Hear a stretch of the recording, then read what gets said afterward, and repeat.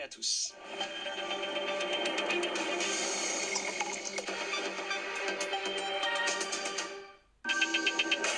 Le contrôle du port du masque devient une mission courante des patrouilles. Le préfet de police des Bouches-du-Rhône qui s'exprime sur France Info. Dans ce département, les contrôles vont se multiplier dans les prochaines semaines. 130 CRS sont attendus à Marseille pour apporter des renforts aux forces de l'ordre et faire respecter le port du masque. Lui, refusait justement de porter un masque dans un train. Un homme a été débarqué hier d'un TGV Paris-Nice en gare du Creusot dans la Saône-et-Loire.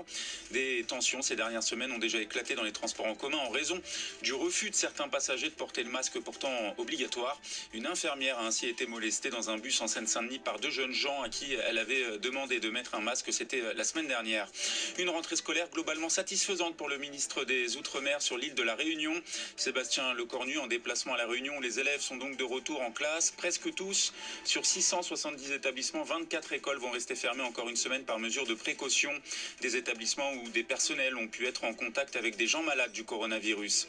L'ex-adjoint à la mairie de Paris en charge de la culture annonce qu'il va porter plainte pour dénonciation calomnieuse. Christophe Girard conteste les témoignages d'un homme paru dans le New York Times l'accusant d'abus sexuels. Des accusations graves et sans fondement, estime l'avocate du mis en cause. L'Allemagne menace d'étendre les sanctions contre des responsables biélorusses après des violences contre les manifestants.